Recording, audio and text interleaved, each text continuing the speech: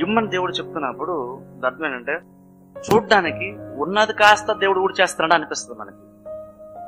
కానీ దేవుడు ఒక ప్రణాళికతో వెళ్తున్నాడు ముందుకి. ఈ ఆర్థిక విషయాలకు వచ్చేసరికి దేవుడు ఒక ప్రణాళికతో వెళ్తున్నప్పుడు ఆ ఆర్థిక ఇబ్బందులు ఉన్నటువంటి వ్యక్తితో దేవుడు అంటున్నాడు, ఈ నువ్వు నేను నీకు మళ్ళా తిరిగి ఇస్తాను.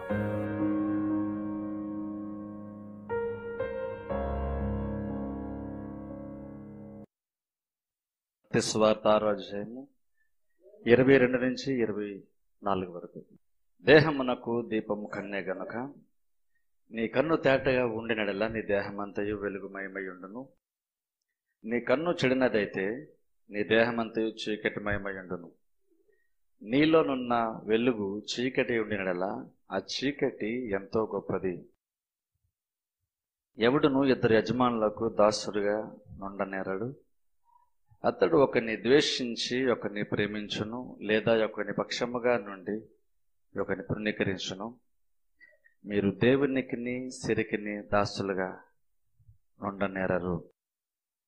గత 2 వారములుగా ధనాన్ని గూర్చినటువంటి వాక్యాన్ని మనం వింటూ ఉన్నాం. ధనమును గూర్చినటువంటి వైఖరి ఎలా ఉండాలో నేర్చుకుంటున్నాం. యేసు ప్రభు ఇక్కడ మాట్లాడుతుంటున్నారు, ఏ మనుష్యుడు కూడా దేవునికి సిరికి దాసులుగా ఉండనేరరు.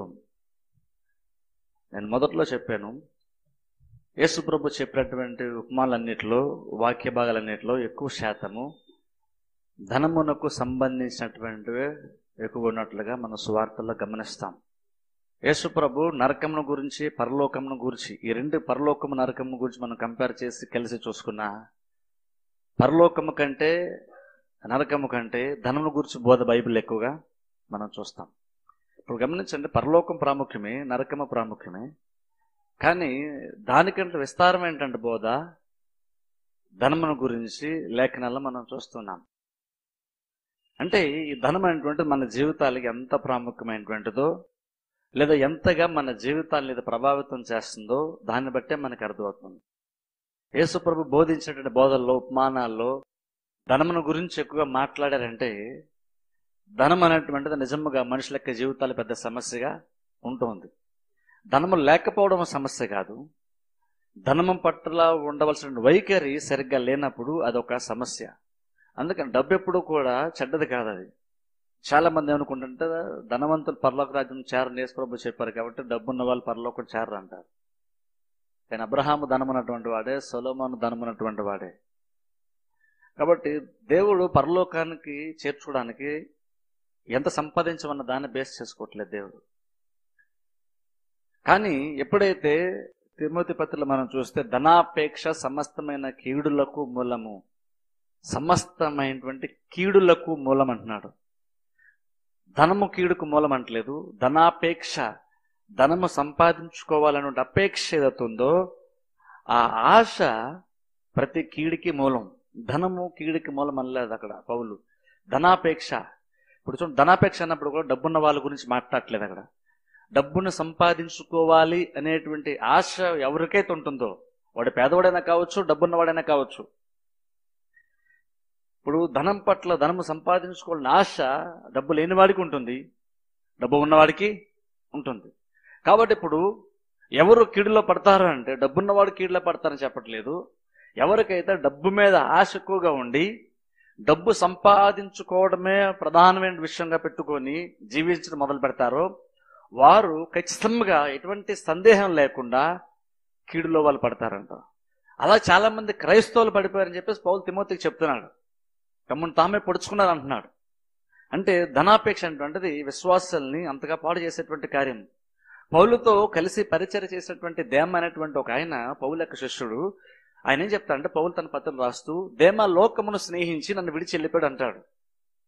ఇప్పుడు అంత ఆశ్చర్యం కలిగించే విషయం అంటే, పౌలు లాంటి గొప్ప బోధకుడి దగ్గర ఉంటున్నటువంటి వ్యక్తి, పౌలు దగ్గర అసిస్టెంట్ లాగా పనిచేస్తున్న వ్యక్తి, అంత పెద్ద పాస్టర్ గారి దగ్గర, అంత గొప్ప మర్మములు ఎరిగినటువంటి పౌలు దగ్గర ఈ వ్యక్తి ఉంటూ కూడా, అంత గొప్ప బోధన వింటూ కూడా, ప్రసంగాలు వింటూ కూడా, ఇంకనూ ఆయన లోకమును స్నేహించి పౌల్ని విడిచిపెట్టి వెళ్ళిపోయాడంట. అంటే ఆలోచించండి, ధనం అనేటువంటిది ఎంతగా ప్రభావితం చేస్తుందో. ఇస్కరియోతు యూదా ధనాపేక్ష గలవాడై యేసు ప్రభువును డబ్బు కమ్మివేశాడు. కనుక గమనించండి, అందుకని ధనం పట్ల వైఖరి ఫస్ట్ ఆఫ్ ఆల్ మనకు ఉండాలి. ఇప్పుడు చూడండి, ధనం అంటే నిజంగా పెద్ద ప్రాబ్లమే. మనకి ధనము లేకపోతే చాలా పెద్ద ప్రాబ్లమే. అందుట్లో క్రిస్టియన్స్కి గనక ధనము లేకపోతే అది ఇంకా పెద్ద ప్రాబ్లం. ఎందుకంటే క్రైస్తవుల చేతుల్లో ధనం ఉంటే అది మంచిగా ఉపయోగిస్తాం, ఎన్నో మంచి కార్యాలు చేస్తాం, సత్కార్యాలు చేస్తాం. అదే దుర్మార్గుల చేతులు ఉంటే వారు దుర్మార్గానికి ఉపయోగిస్తారు. అందుకని ఏంటంటే ధనం అటువంటిది దేవుడు కూడా తన బిడ్డలకు ఇవ్వడానికి ఇష్టపడుతున్నాడు. అయితే ఇప్పుడు మనకున్నటువంటి అవసరాలు తీరడానికంటే ముందు దేవుడు ఏం చేస్తారంటే, నీకు ఫైనాన్షియల్ ప్రాబ్లం ఉన్నప్పటికీ కూడా దేవుడు నీ అవసరతను తీర్చడానికంటే ముందు ధనం పట్ల నీకు ఎలాంటి వైఖరి ఉండాలో దేవుడు ముందుగా బోధిస్తున్నాడు. ఎందుకంటే అప్పుడు ఆ బోధ నువ్వు సరిగ్గా గ్రహించినప్పుడు, ధనము ఉంటే దాన్ని ఎలా హ్యాండిల్ చేసుకోవాలో నీకు తెలిసినప్పుడు, రేపు దేవుడు ఎంత ఇచ్చినా సరే నువ్వు దాన్ని బట్టి పాడవు, నువ్వు ఆశీర్వదింపడతావు, నువ్వు 10 మందికి ఆశీర్వాదకరంగా ఉంటావు. అందుకని ఎప్పుడైనా సరే గమనించండి, మనందరికీ ఫైనాన్స్ ప్రాబ్లమ్స్ ఉంటుంది. ఇప్పుడు అందులో మనం ఎలాగైనా గట్టెక్కాలనుకుంటాం, పైకి రావాలనుకుంటాం, అప్పులన్నీ తీర్చేసుకుంటే బాగుంటుంది, కొంచెం నెమ్మదిగా ఉంటాం అనుకుంటాం. అది మంచిదే, కానీ అది తీర్చుకోవడానికి మొట్టమొదటి మెట్టి ఏంటో మనం గ్రహించాలి. మొట్టమొదటి మెట్టు డబ్బులు, నాకు జీతం కొంచెం ఇంకొక 2000 ఎక్కువ వస్తే నా ప్రాబ్లం సాల్వ్ అవుతున్నటువంటిది కాదు. అక్కడ ఫస్ట్ ధనం పట్ల సరైన వైఖరి. ఎందుకంటే ధనం అనేటువంటిది కనుక దాని పట్ల సరైన వైఖరి లేకపోతే అది నీ ఆత్మ జీవితానికి ఎంతగానో అడ్డు. గత వారం చెప్పాను చూసారు, యవనస్తుడు యేసుప్రభు దగ్గరకు వచ్చి పాదాల మీద పడి నిత్యజీవన వారసుడు అవ్వాలని నేను చేయాలి ప్రభు అని అడిగినటువంటి వ్యక్తి యేసుప్రభు ఒకసారి ధనం గురించి మాట్లాడేసరికి ముఖం చిన్నబుచ్చుకొని వెళ్ళిపోయాడు. అతను ముఖం చిన్నబుచ్చుకోవడం బట్టి ఏమర్థం అవుతుంది, రక్షణ అటువంటిది తాను పొందుకోలేకపోయినటువంటి బాధ ఉంది ఆయనకి. అందుకని ముఖం చిన్నబుచ్చుకొని వెళ్ళిపోయాడు. అంటే ఏంటంటే రక్షణ అయినా వదులుకున్నాడు కానీ ధనాన్ని మాత్రం వదులుకోవడానికి ఇష్టపడలేదు. అయితే నిజంగా యేసుప్రభు కూడా ధనాన్ని విడిచిపెట్టుకుని ఎవరికి అసలు చెప్పలేదు. ఆ వ్యక్తి ధనాన్ని ఎక్కువగా ప్రేమించాడు కాబట్టి నువ్వు ఒకేసారి నువ్వు రక్షింపబడి నాకు దాసునిగా ఉండి నువ్వు ఎంతగానో ప్రేమించేటువంటి సిరికి నువ్వు దాసుడుగా ఉండలేవు కాబట్టి దాన్ని వదిలి నా దగ్గర రా అన్నారు యేసుప్రభు. కానీ ఆయన మిగిలిన ధనవంతుడు గనక ధనాపేక్ష ఉంది కాబట్టి యేసుప్రభుని వదిలేసి ధనం వెనకాల వెళ్ళిపోయాడు. అక్కడ గమనించండి, అలాగనే ఒకసారి యేసుప్రభు సుంకాన్ని కలెక్ట్ చేసే వ్యక్తి దగ్గర కూడా జక్కి దగ్గర కూడా వెళ్ళారు. జక్కి కూడా రమ్మని అడగలేదు, ఆయనే వెళ్ళారు. యేసుప్రభు రాగానే ఆయన ఏంటో ఆయనకి అర్థమైంది. ఆయన నిజంగా ఆయనకు స్థితి అర్థమైంది, ఆయన పాప స్థితి అర్థమైంది, రక్షణ పొందాలనేటువంటి అవసరత ఆయన గ్రహించాడు. వెంటనే ఏమన్నా తెలుసా, యేసుప్రభు దగ్గరికి వచ్చాను, ప్రభు నేను ఎవరి దగ్గర అన్యాయంగా తీసుకుంటాను, 4 రెట్లు నేను తిరిగి ఇచ్చేస్తాను. ఎప్పుడైతే అతను ధనాన్ని నేను ఇచ్చేస్తాను అన్నాడు, యేసుప్రభు అన్నారు, నేడు ఇంటికి రక్షణ వచ్చింది. అంటే అర్థం, డబ్బు ఇస్తే రక్షణ వస్తుందా? డబ్బు ఇస్తే రక్షణ రాదు. అక్కడ ఏంటంటే అక్కడ డబ్బు ఇచ్చాడు కాబట్టి రక్షణ వచ్చిందని యేసుప్రభు చెప్పట్లేదు. నన్ను నమ్మినటువంటి వాడు, రక్షించినటువంటి వాడు దేనికి స్థానం ఇవ్వాలో, ఏది ప్రాముఖ్యమో ఆ యొక్క ప్రతిఫలము లేదా ఆ యొక్క ఫలము, ఆ యొక్క క్రియ, ఆ యొక్క గుర్తు ఆ రోజున ఆయనలో జక్కయ్యలో బాగా కనబడింది. అంటే ఇటు రక్షణ వచ్చిందని అర్థమే. అంటే చెప్తున్నాను, దాని మీనింగ్ ఏంటంటే ఇప్పుడు నువ్వన్నీ నీ ప్రయారిటీస్ అన్ని కూడా కరెక్ట్గా ఉన్నాయి. నిండరకు నువ్వు డబ్బు సంపాదించుకోవడానికి నువ్వు ప్రాధాన్యత ఇచ్చావు, అన్యాయం చేసి డబ్బు సంపాదించావు. కానీ ఇప్పుడు ఒక్కసారి నేను నీ దగ్గర రావడాన్ని బట్టి నీకు అసలు ఏది ప్రాముఖ్యమో నీకు అర్థమైంది కాబట్టి ఇప్పుడు నువ్వు ఫస్ట్ ప్లేస్ పెట్టిన ధనాన్ని ఇప్పుడు తీసుకొచ్చి చివరి ప్లేస్లో పెట్టావు. నువ్వు ఎంతకంటే 4 రెట్లు ఎక్కువ ఇస్తా అన్నాడు, తీసుకున్న దగ్గర సమానంగా ఇచ్చేస్తా అన్నాడు, 4 రెట్లు ఇస్తా అన్నాడు. అంటే ఇప్పుడు తనకి ఎంత పోతుందో డబ్బు అంటున్న దాని మీద అసలు లెక్క ఆయనకి లేదు. దాన్ని బట్టి అర్థమైంది ఏంటంటే ఇప్పుడు ఆ ప్లేస్లో ధనాన్ని తీసి జక్కయ్య నన్ను తన హృదయంలో మొదటి స్థానాన్ని పెట్టాడు. దాన్ని బట్టి ఏమన్నారంటే నేడు ఇంటికి రక్షణ వచ్చింది. ఇప్పుడు అంటే ఒక క్రిస్టియన్ లాగా ఉండాలనేటువంటిది యేసుప్రభు చిత్తం. అందుకని చెప్తున్నాను, ఎందుకు దీని గురించి ధనం పట్ల వైఖరి గురించి ఎందుకు మాట్లాడుతున్నానంటే, మనం వైఖరి సరిగ్గా మార్చుకున్నప్పుడు దేవుడు నిన్ను ఆశీర్వదించడానికి ఇష్టపడతాడు. అందుకేంటంటే ఇప్పుడు ఫైనాన్స్ గురించి మనం మాట్లాడుతున్నప్పుడు మన పర్పస్ ఏంటంటే, దేవుని యొక్క ఉద్దేశం ఏంటంటే మన ఆర్థిక ఇబ్బందుల నుండి తప్పించాలని, మనము ఏ లోటు లేకుండా బ్రతకాలని. అది మాత్రమే కాదు కానీ కొంచెం ఎక్కువ ఆలోచించి, లోతుగా ఆలోచించి, రెస్పాన్సిబిలిటీ కలిగిన విశ్వాసగా ఇతరుల యొక్క అవసరతల నిమిత్తం కూడా మనం ఆలోచించాలంటే దేవుని యొక్క ఉద్దేశం. అందుకని చూడండి, నేను రెండింటి గురించి మాట్లాడతాను. నేను దేవునికి దశంభాగాలు ఇవ్వడం గురించి, కానుకలు ఇవ్వడం గురించి మాట్లాడతాను, సంఘ పరిచర్య గురించి ఇవ్వడం గురించి మాట్లాడతాను. అలాగే సత్క్రియలు, పేదవాళ్ళకి సహాయం చేయడం గురించి కూడా బైబిల్లో ఉంది. అలాగనే తృప్తికి వెళ్ళినటువంటి జీవితం గురించి కూడా బైబిల్లో ఉంది. అలాగే ధనాన్ని ఎలాగ జాగ్రత్తగా వాడుకోవాలి, ఎలాగ దాన్ని భద్రపరుచుకోవాలో, చీమల వల్ల ఎలా జాగ్రత్త కలిగి ఉండాలో కూడా బైబిల్ ఉంది. రెండు గురించి కూడా నేను మాట్లాడతాను. అందుకని ఫస్ట్ వైఖరి అనేటువంటిది మనకు చాలా ప్రాముఖ్యం.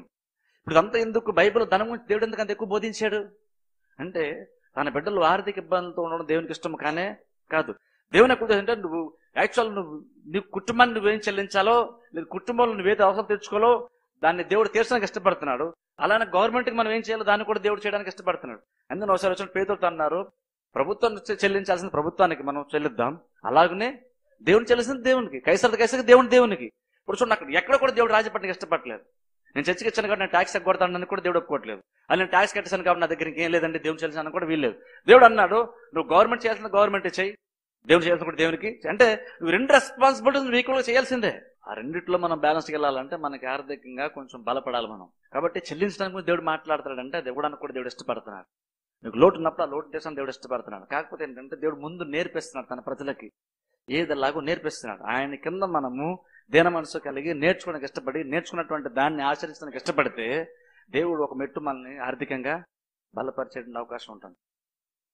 కానీ చూడండి, అందుకని ఇది ఎవరో ఒకరు బోధించట్లేదు, లేదంటే మీకు ఫైనాన్షియల్ ప్రాబ్లమ్స్ ఉంది కాబట్టి నాకు రెస్పాన్సిబిలిటీ ఉంది కాబట్టి నేను బోధిస్తాను ఉంటుంది కాదు. ఎవరు ఆలోచించక యేసు ప్రభు దీని గురించి బోధించారు. ఇప్పుడు జస్ట్ ఏదో వాళ్ళకి ప్రాబ్లం ఉందని అక్కడ బోధించలేదు ఆయన, వాళ్ళ ప్రాబ్లం తీర్చాలని యేసు ప్రభు విషయాల్ని బోధించారు. కాబట్టి బైబిల్ చదువుతున్నాడు అదే నమ్మండి. ఏదో మనకు ఉన్నటువంటి ప్రాబ్లం మిమ్మల్ని ఏదో గట్టెక్కించాలని నేను ఆశపడ్డం కాదు, ఇది నేను ఆశపడడం చేసేదేం లేదు.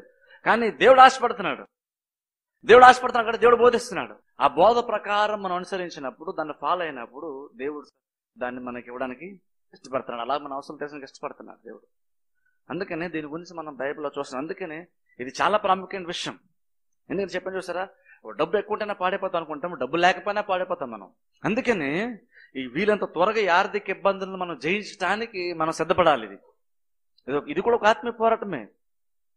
ఎందుకంటే ఈ దరిద్రత అటువంటిది, లోటు అటువంటిది కూడా పాపం వల్ల, శాపం వల్ల వచ్చినటువంటిది.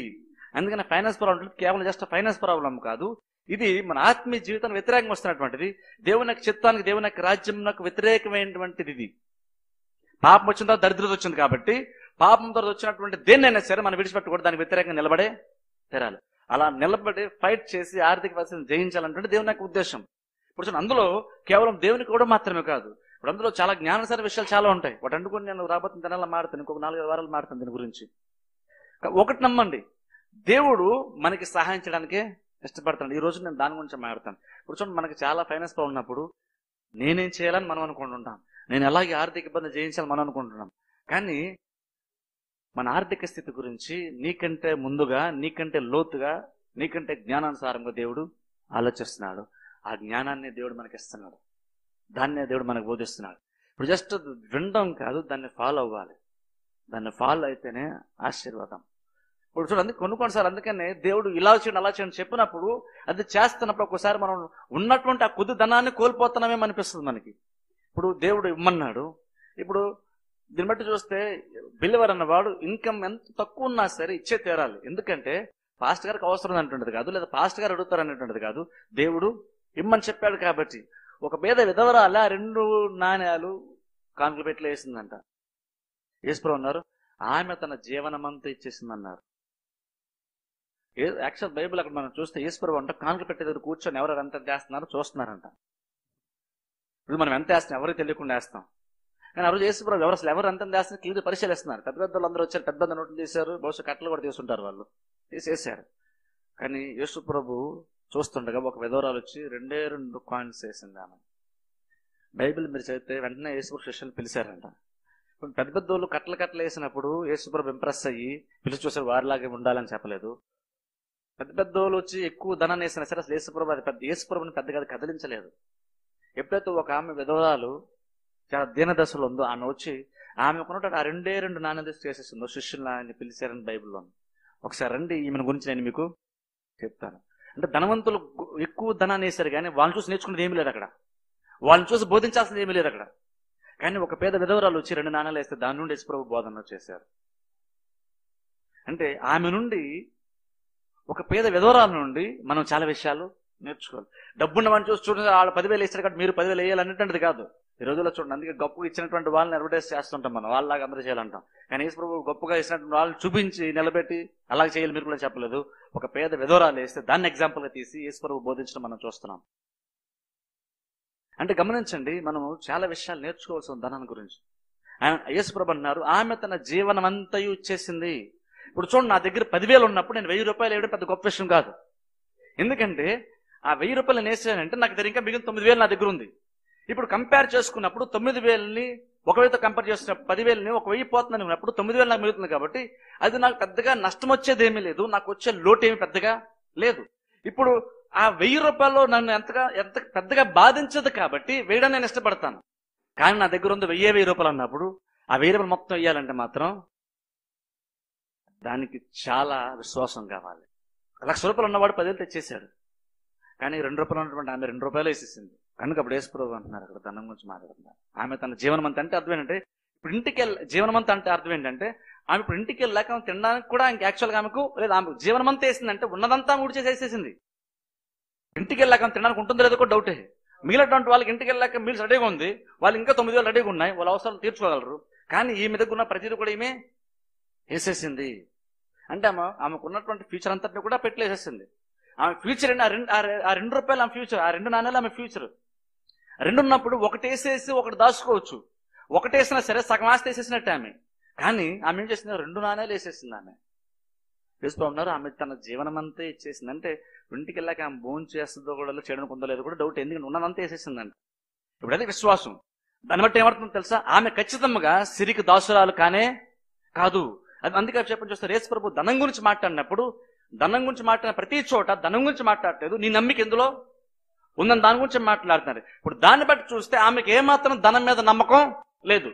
ఆమె ఏమనుకోలేదంటే ఈ ఒక్క నాన్న నా దగ్గర ఉంటే నేను కొంచెం బాగా బ్రతుకుతాను అని ఆమె అనుకోలేదు.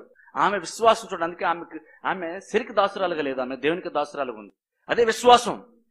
ఆ విశ్వాసం ఏంటంటే ఉన్నదంతా నేను వేసేస్తాను, నేను దేవునికి వేసాను కాబట్టి ఇవిడే మీకు ఇవ్వండి కాబట్టి నేను ఇంటికి వెళ్ళాక నాకు ఆహారం నేను భోజనం చేసిన టైం వచ్చినప్పుడు దేవుడే అవసరత నాకు తీరుస్తాడు అనే విశ్వాసం ఆమెకు ఉంది. ఆ విశ్వాసం 2 నాణ్యాలు వేయడానికి ఆమెను ప్రేరేపించింది. అందుకే ఆమె జీవనం అంతా వేస్తుంది. అందుకని దేవుని మనం ఇచ్చేది అది సంఘానికి ఎంత పెద్ద అమౌంట్ అంటుంది కాదు, నీకు అది ఎంత పెద్ద అమౌంట్, నిన్ను ఎంతగా ప్రభావితం చేస్తానంటుంటది. అది నీకు నిజంగా పెద్ద అమౌంట్ అయితే దేవునికి అది పెద్ద అమౌంట్. అది నీకు చిన్న అమౌంట్, ఏముంది 10,000 వెయ్యే కదా పోతే పొందా అనుకున్నా అంటే నీకు చిన్న అమౌంట్. అది నీకు చిన్న అమౌంట్ అయినప్పుడు దేవునికి కూడా అది, ఆమె వేసింది 2 రూపాయలే కానీ అది ఆమెకు అది చాలా పెద్ద అమౌంట్. అది అందుకని దేవునికి అది పెద్ద అమౌంట్ అయింది. చాలా మంది లక్షలు ఉన్నాయి, వాళ్ళు బహుశా 1,000 రూపాయలు 10,000 వేశారు, వాళ్ళకి అది పెద్ద చిన్న అమౌంట్, వాళ్ళకి అది పెద్ద లెక్కేం కదా అది. అందుకని అప్పుడు అలా కంపేర్ చేసినప్పుడు దేవుడికి కూడా అది పెద్ద లెక్కేమీ కాదు. అందుకే ఆలోచించండి, దేవునికి ఇచ్చేటప్పుడు దేవునికి చేసేటప్పుడు ఆ దృష్టి ఆలోచించాలి. నేను దేవునికి ఇస్తున్నప్పుడు మన చర్చలు అందరికంటే ఎక్కువ నేను వేస్తాను అంటే కాదు. అక్కడ మనం ఆలోచించాల్సింది పెద్ద అమౌంట్ అన్నప్పుడు నాకు సంబంధించిన ఏది పెద్ద అమౌంట్, నేను ఏదైతే అంతగా ప్రభావితం చేస్తుందో అది నిజంగా దేవుని ప్రభావితం చేస్తుంది. అంటే ఆ డబ్బు నువ్వు వేసేటువంటిది నీకెంత ఇంపార్టెంట్ అవుతుందో దేవునికి కూడా అంత ఇంపార్టెంట్ అవుతుంది. నీకు పెద్దగా ఇంపార్టెంట్ కాకపోతే దేవునికి కూడా పెద్ద ఇంపార్టెంటే కాదు. కాబట్టి అంటే ఒక క్రిస్టియన్ అంటే అలా ఉండాలంటే దేవుని నాకు ఆలోచన. కానీ చూడండి, దేవుడు ఏంటంటే ఇవన్నీ నేర్పిస్తున్నాడు మనకి. ఏంటంటే ఇందులోని మనం ఎలాగైనా సరే పైకి. అందుకని చూడండి, ఆలోచించండి, ఇమ్మని దేవుడు చెప్తున్నప్పుడు అర్థం ఏంటంటే చూడ్డానికి ఉన్నది కాస్త దేవుడు ఊడి చేస్తున్నాడు అనిపిస్తుంది మనకి. కానీ దేవుడు ఒక ప్రణాళికతో వెళ్తున్నాడు ముందుకి. ఈ ఆర్థిక విషయాలకు వచ్చేసరికి దేవుడు ఒక ప్రణాళికతో వెళ్తున్నప్పుడు ఆ ఆర్థిక ఇబ్బందులు ఉన్నటువంటి వ్యక్తితో దేవుడు అంటున్నాడు, నువ్వు నేను నీకు మరలా తిరిగి ఇస్తాను. యాక్చువల్ ఖచ్చితంగా నువ్వు నాకు ఇస్తే నేను నీకు ఇస్తాను. ఇలా పేదవాడికి చెప్తుంది, ఖచ్చితంగా పేదవాడికి అది ఆశీర్వాదకరంగా ఉండేటట్లుగా ఏమనిపించదు చూడడానికి. ఎందుకంటే ముందు నేను ఇవ్వాలి కదా. ఇప్పుడు ఎలా ఉంటుంది, ఏది రీజనబుల్ ఉంటుంది అంటే ముందు దేవుడు నాకు ఇస్తే నేను ఇస్తాను. చాలా మంది కూడా చెప్తారు దేవుడు నాకు ఎంత ఇస్తే అంత ఇస్తానని అంటారు. కానీ దేవుడు ఒక ఉద్దేశ ప్రకారం వెళ్తాడు. దాన్ని మనం లోబడి ఆ ప్రమాణం ప్రకారం మనం చేసినప్పుడు ఖచ్చితంగా దాన్ని తిరిగి ప్రతిఫలం ఖచ్చితంగా మనం పొందుకుంటాం. ఈయుడే మీకు ఖచ్చితంగా ఇవ్వను, అది ఏంటంటే ప్రమాణం. అంటే నువ్వు ఇస్తే ఖచ్చితంగా దేవుడికి అది ఇస్తాడు. కానీ చూడండి, దేవుడే మన ఆర్థిక పరిస్థితి గురించి ఆలోచిస్తున్నాడు. చూడండి ఒక వాక్య భాగాన్ని, దేవికాండము 25వ అధ్యాయం, దేవికాండం 25వ అధ్యాయం 9వ వచనం నుండి చదువుకున్నాం.